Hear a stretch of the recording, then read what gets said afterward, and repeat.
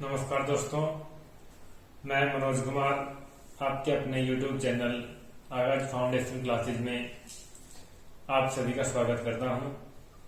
और आज की इस वीडियो में मैं आपके लिए टॉपिक लेकर के आया हूं, न्यूटन्स लॉज ऑफ मोशन। देखिए दोस्तों, फिजिक्स के महान साइंटिस्ट सर आइजैक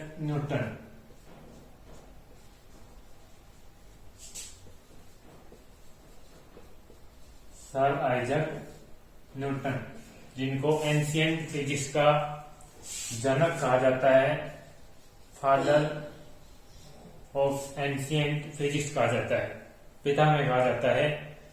इन्होंने 1886 के अंदर 1886 के अंदर जब उनकी आयु 43 वर्ष की थी, तब उन्होंने 3 लॉज ऑफ मोशन, जिनको हम न्यूटन्स 3 लॉज ऑफ मोशन के नाम से जानते हैं, उन्होंने दिए थे, प्रपोज किए थे। और ये जो 3 लॉज हैं, ये इस नेचर की, इस अर्थ की जितनी भी टाइप की मोशन होती है, जितने भी टाइप की मूविंग ऑब्जेक्ट्स की गति होती है, उन सभी को ये 3 लॉज गवर्न करते हैं। यानी कि वो सभी की सभी मोशन इन 3 लॉज के अकॉर्डिंग होती है। तो यहाँ पर आज की इस वीडियो के अंदर मैं आपके लिए लेकर गया हूं Newton first law of motion. Newton first law of motion. तो यहाँ पर आज की इस वीडियो के अंदर में हम केवल Newton first law of motion को डिस्कस करेंगे। न्यूटन का गति का पहला नियम।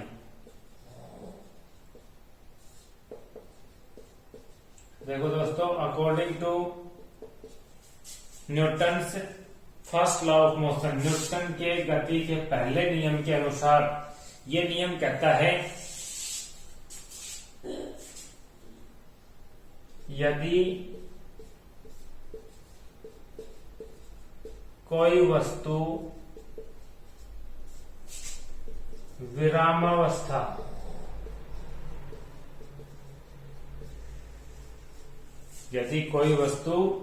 विरामावस्था में है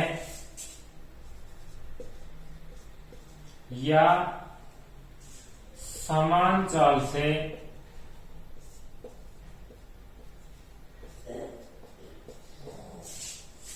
एक सीधी रेखा में गतिमान है,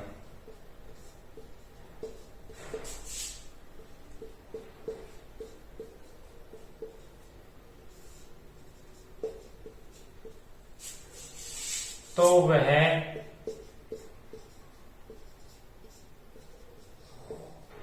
अपनी अवस्था को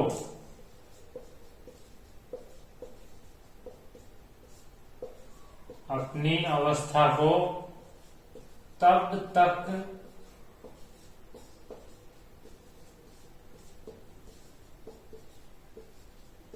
नहीं बदल सकती है जब तक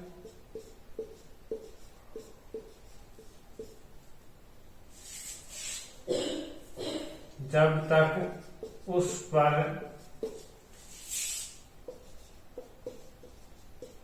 कोई बाह्य असंतुलित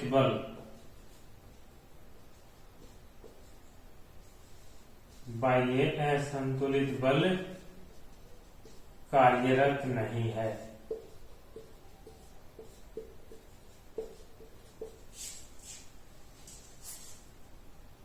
यानी कि यदि एक वस्तु विराम अवस्था में है, विराम अवस्था एट रेस्ट,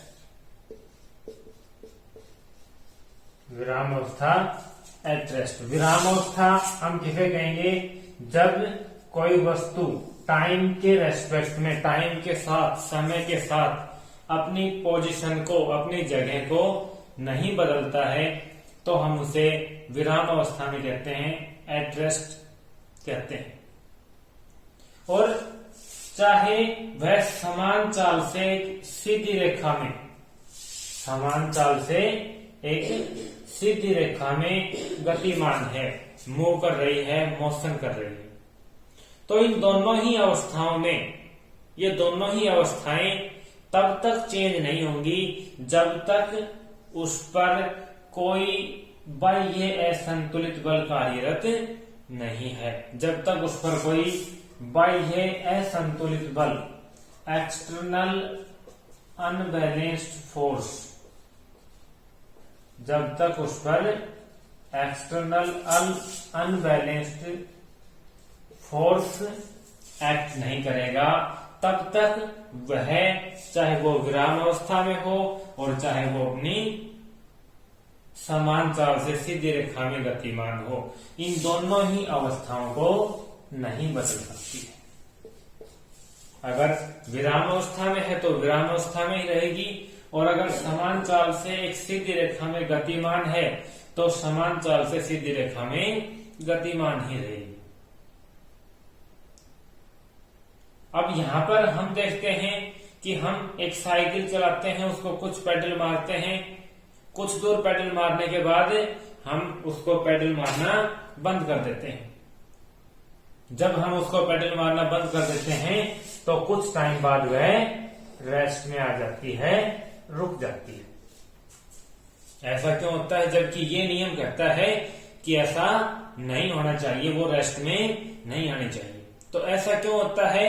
क्योंकि वहां पर एक बाह्य असंतुलित बल कार्य कर रहा है, और वो बाह्य असंतुलित बल जो कार्य कर रहा है यहाँ पर साइकिल के ऊपर या किसी साधन के ऊपर, जब हम उसको चला करके छोड़ देते हैं, वो बाह्य असंतुलित बल होता है फ्रिक्शनल फोर्स। फ्रिक्शनल फोर्स वो होता है घर्षण बल। अगर ये घर्षण बल ना हो, अगर ये घर्षण बल ना हो तो किसी भी ऑब्जेक्ट को मूव करने के लिए, अगर एक बार एक ऑब्जेक्ट मूव करने लग जाता है, एक वस्तु, एक साधन मूव करने लग जाता है, मोशन में आ जाता है, तो वो कभी भी रेस्ट में नहीं आएगा, और ना ही उसके लिए हमें किसी प्रकार की एनर्जी की जरूरत होगी। उसको चलाने के लिए हमें एनर्जी की जरूरत होगी। तो यहाँ पर ये न्यूटन का गति का पहला नियम कहता है, यदि कोई वस्तु विराम अवस्था में है या समान चाल से एक सीधी रेखा में गतिमान है तो वह अपनी अवस्था को तब तक नहीं बदल सकती है जब तक उस पर कोई बाह्य असंतुलित बल कार्य नहीं करेगा। अब यहाँ पर इस नियम को एक और नियम से नाम से जानते हैं, और इस नियम को जड़त्व का नियम भी कहते हैं। किसका नियम? जड़त्व का नियम भी कहते हैं। जड़त्व यानी कि लॉ ऑफ इनर्शिया। जड़त्व लॉ ऑफ इनर्शिया, इसी नियम को जड़त्व का नियम या लॉ ऑफ इनर्शिया भी कहते हैं। अब ये जड़त्व या इनर्शिया, ये इनर्शिया किसी भी वस्तु द्वारा अपनी पोजीशन को न बदलना, किसी भी वस्तु द्वारा अपनी पोजीशन को, अपनी अवस्था को, अपनी सिचुएशन को नहीं बदलना इनर्शिया कहलाता है। अब देखो, जो जड़त्व होता है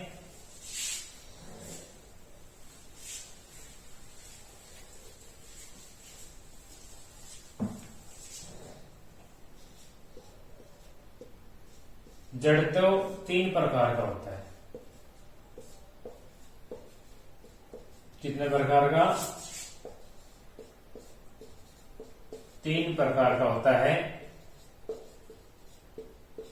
Inertia is of three types.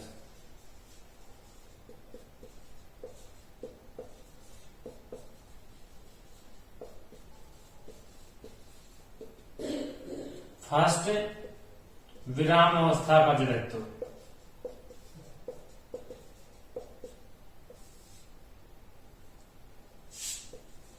विराम अवस्था का जड़त्व, inertia of rest.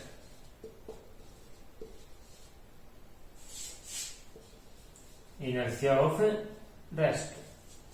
Second,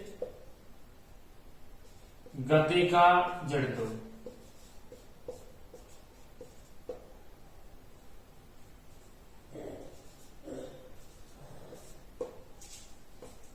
inertia of motion. और तीसरा, दिशा का जड़त्व।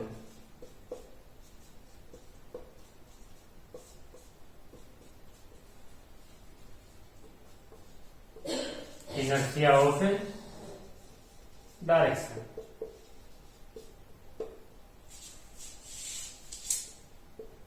पहला इनर्शिया ऑफ रेस्ट, दूसरा इनर्शिया ऑफ मोशन, तीसरा इनर्शिया ऑफ डायरेक्शन।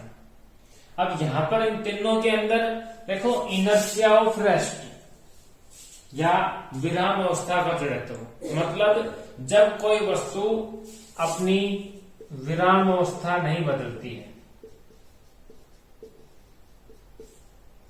अगर कोई वस्तु अपनी विराम अवस्था को चेंज नहीं करती है, नहीं बदलती है, तो उसको इनर्शिया ऑफ रेस्ट, विराम अवस्था का जड़त्व। विराम अवस्था का जड़त्व जब वह विराम अवस्था नहीं बदलती। इनर्शिया ऑफ मोशन, गति का जड़त्व जब कोई वस्तु अपनी गति अवस्था को नहीं बदलती। जब कोई वस्तु अपनी गति अवस्था को नहीं बदलती तो उसे इनर्शिया ऑफ मोशन कहते हैं। और जब कोई वस्तु अपनी दिशा नहीं बदलती,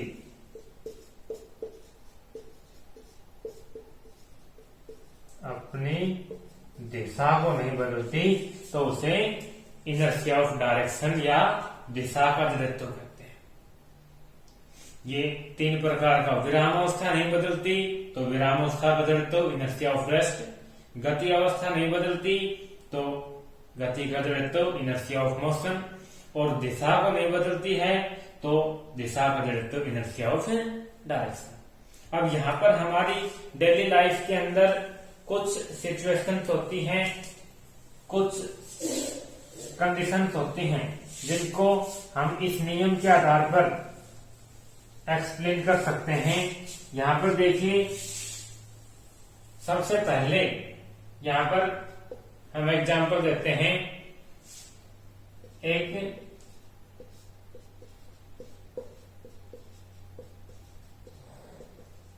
विराम अवस्था में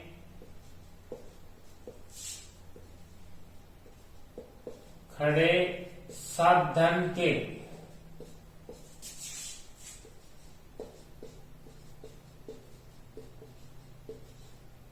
अचानक चलने पर सवार व्यक्ति का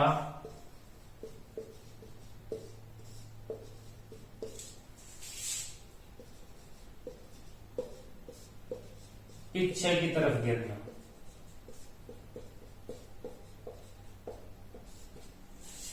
हम देखते हैं एक मोटरसाइकिल है, स्कूटर है या बस है, कार है, कोई भी साधन है, वो विराम अवस्था में खड़ा है, रेस्ट में खड़ा है, विराम अवस्था में रेस्ट में खड़ा है, और उसको अचानक से गियर डाल करके चलाया जाता है। अचानक से अगर वो चलेगा तो उसके अंदर जो भी सवार व्यक्ति, जो भी उसके अंदर बैठा है, वो एक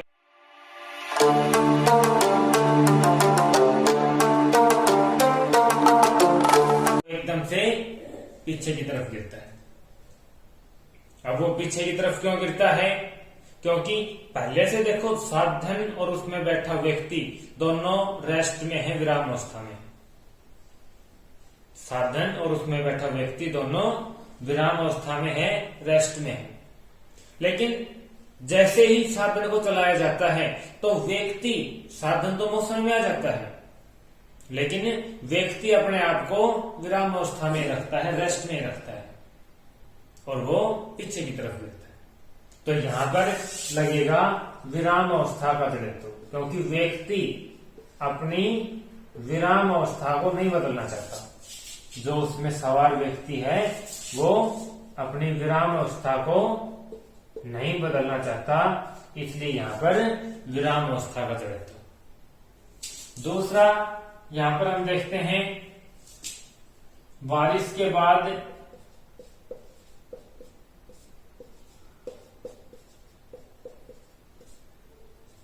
हवा चलने पर या पेड़ की शाखा को हिलाने पर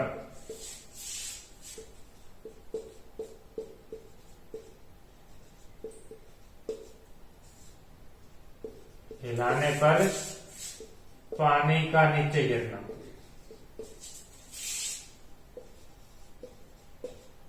पानी का नीचे गिरना। यहां पर देखो क्या होगा, बारिश आती है, बारिश आने के बाद कुछ पानी की बूंदें पेड़ पर स्टिक हो जाती हैं, पेड़ के ऊपर जम जाती हैं, उससे चिपक जाती हैं।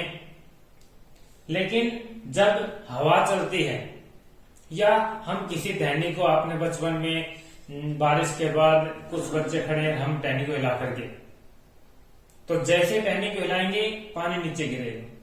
क्यों गिरेगा? क्योंकि जब हवा चलती है या पेड़ की शाखा को हम हिलाते हैं तो पेड़ की शाखा तो मोशन में आ जाती है, लेकिन उसके अंदर जो पानी है, उस पे जो पानी टिका हुआ है, वो अपने आप को विराम अवस्था में रखने की कोशिश करता है, रेस्ट में रखने की कोशिश करता है, और इसलिए वो उससे अलग होकर के नीचे गिर जाता है। तो यहां पर पानी अपने आप को विराम अवस्था में रखने की कोशिश करता है। पानी अपनी विराम अवस्था को चेंज नहीं करता है, तो यहां पर विराम अवस्था का जड़त्व लगेगा। यहां पर भी क्या लगेगा? विराम अवस्था का जड़त्व। तीसरा, हम एक डर्ट से भरी हुई, गर्द से भरी हुई, धूल मिट्टी से भरी हुई हमारे पास एक दरी है, चद्दर है, और हम उसको किसी डंडे से पीट करके उसको साफ करने की कोशिश कर रहे हैं।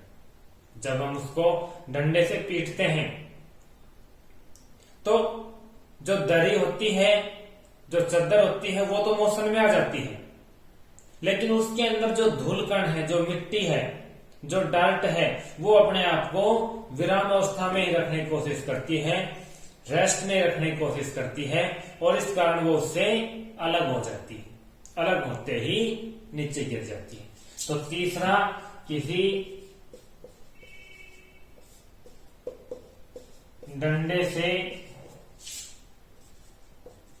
चादर या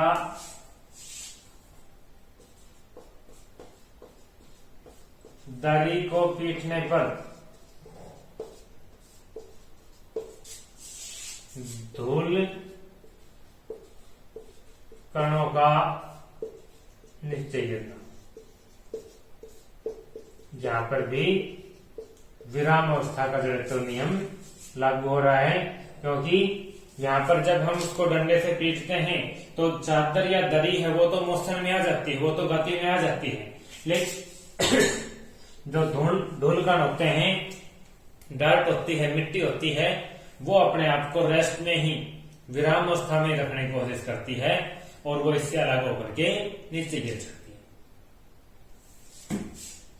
चौथा एग्जाम्पल, हम कपड़े धोते हैं, कपड़े धोने के बाद कपड़ों को निचोड़ते हैं, निचोड़ने के बाद जब हम उसको सुखाते हैं तो हम उसको झड़काते हैं, और जैसे ही हम उसको झड़काते हैं उसके अंदर से जो पानी होता है, कुछ जो पानी बच जाता है वो बाहर निकलता है।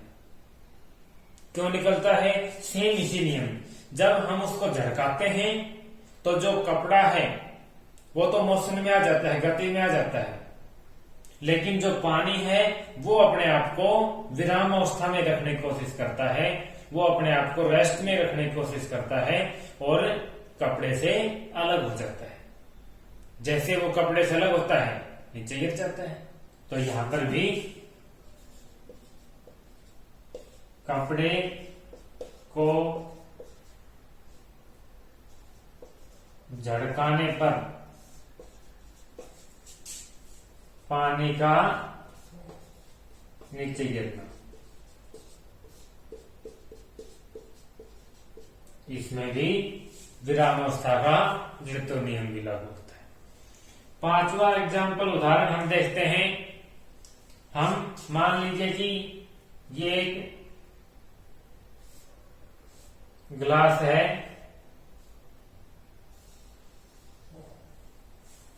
और इसके ऊपर ये हमने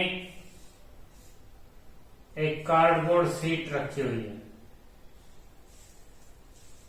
हम एक कागज का एक पेपर रखा हुआ है, हम इस पेपर के ऊपर इसके ऊपर पेपर रखा हुआ है, हम इसके ऊपर एक सिक्का रख देते हैं और इस पेपर को एकदम से झटके से अचानक खींचते हैं। इस पेपर को झटके से खींचते हैं। जैसे इस पेपर को झटके से खींचते हैं तो ये सिक्का इसके नीचे गिरेगा, इस गिलास के अंदर गिरेगा, ना कि इसके पेपर के साथ आएगा। तो क्यों?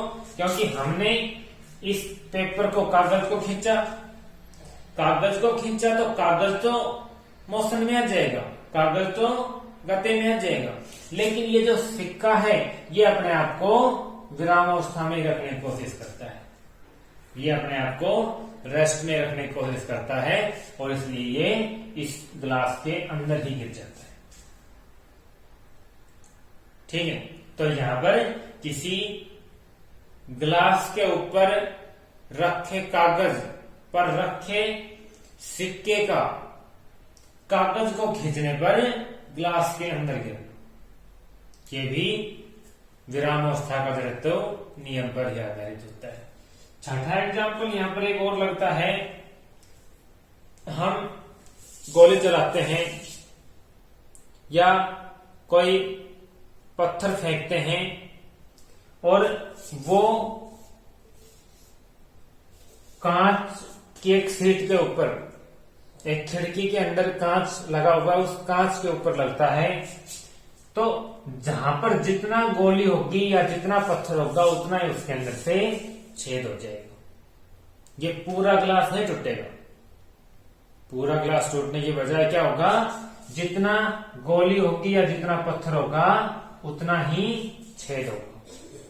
क्यों होता है? क्योंकि देखो पहले ये पूरा ग्लास रेस्ट में है, ये भी पूरा ग्लास रेस्ट में है। जैसे ही हम इसके ऊपर गोली चलाते हैं या पत्थर मारते हैं तो जहां जहां गोली टिकती है, पत्थर लगता है, वो पोर्शन तो उसका गति में आ जाता है, लेकिन बाकी जो होता है वो अपने आप को विराम अवस्था में, रेस्ट में रखने की कोशिश करता है और इससे वो उतना ही पार्ट टूटता है, बाकी पार्ट यूं का यूं विराम अवस्था में रेस्ट में रहता है। तो यहां पर भी विराम अवस्था का जड़त्व नियम लागू होता है। तो ये कुछ एग्जाम्पल्स हैं, उदाहरण हैं हमारी डेली लाइफ की सिचुएशंस हैं जहां पर विराम अवस्था का जड़त्व नियम लागू होता है। अब यहां पर हम कुछ एग्जाम्पल्स देखते हैं जिनमें गति का जड़त्व नियम, इनर्शिया ऑफ मोशन लागू होता है। और यहां पर एक एग्जाम्पल है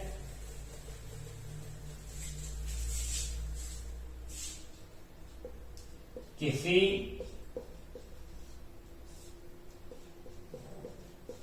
गतिमान साधन के अचानक ब्रेक लगाने पर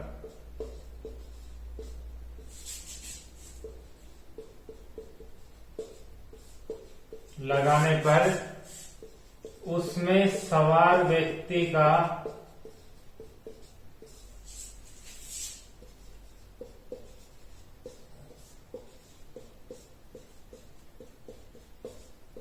आगे की तरफ गिरना।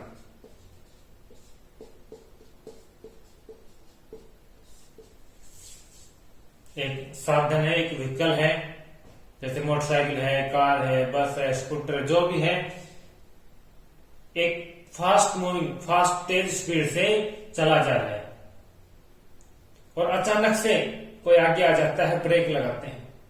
जैसे ब्रेक लगाए जाते हैं तो उसमें जो भी सवार व्यक्ति है, ड्राइवर है या कोई भी सवारी है, तो वो आगे की तरफ गिरती है। क्यों गिरती है? क्योंकि देखो, जब तक साधन चल रहा है तब तक साधन और उसमें सवार व्यक्ति दोनों ही मोशन में है, गति में। लेकिन जैसे ही साधन को ब्रेक लगाए जाते हैं तो साधन तो अपने आप को रेस्ट में ले आता है, साधन तो अपने आप को रेस्ट में ले आता है, रेस्ट में आ जाता है, विराम अवस्था में आ जाता है। लेकिन जो उसमें सवार व्यक्ति है वो अपने आप को गति में ही रखने की कोशिश करता है, मोशन में ही रखने की कोशिश करता है। तो यहां पर जो सवार व्यक्ति है वह अपनी गति की अवस्था को नहीं बदल सकता, नहीं बदलना चाहता। तो यहां पर गति का जड़त्व नियम लागू होता है, गति का जड़त्व नियम लागू होता है। ठीक है, यहां पर वो अपनी गति की अवस्था को नहीं बदलना चाहता, इसलिए यहां पर गति का जड़त्व नियम, law of inertia of motion लागू होता है। और तीसरा हमने देखा था इनर्शिया ऑफ डायरेक्शन, दिशा का जड़त्व। दिशा का जड़त्व देखो, हम किसी साधन के अंदर सवार है, कोई व्यक्ति किसी साधन के अंदर सवार है और वो एकदम से टर्न करता है, एकदम से टर्न करता है, एकदम से टर्न करता है, तो जो भी उसमें सवार व्यक्ति है वो पहले जिस डायरेक्शन में जा रहा था, पहले मान लीजिए ये इस डायरेक्शन में जा रहा था और यहां से इसने एकदम से टर्न ले लिया, तो इसमें जो सवार व्यक्ति है वो उसी डायरेक्शन में आगे की तरफ गिरता है। क्यों गिरता है?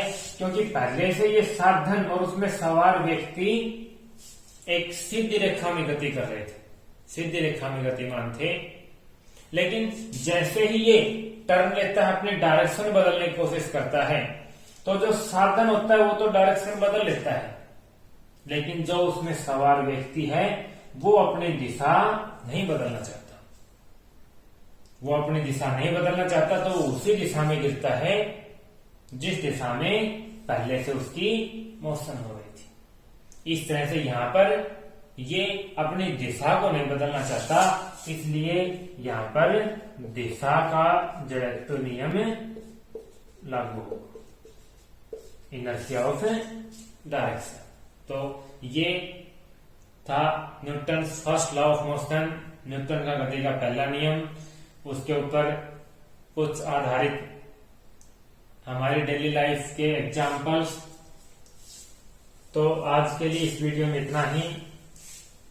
अगली नेक्स्ट वीडियो के अंदर मैं आपके लिए लेके आऊंगा Newton second law of motion. तब तक के लिए वीडियो देखिए, अगर अच्छी लगती हैं, आप इनसे कुछ लाभ उठाते हैं तो लाइक कीजिए, शेयर कीजिए, और अगर चैनल को सब्सक्राइब नहीं किया है तो कृपया सब्सक्राइब कीजिए। धन्यवाद।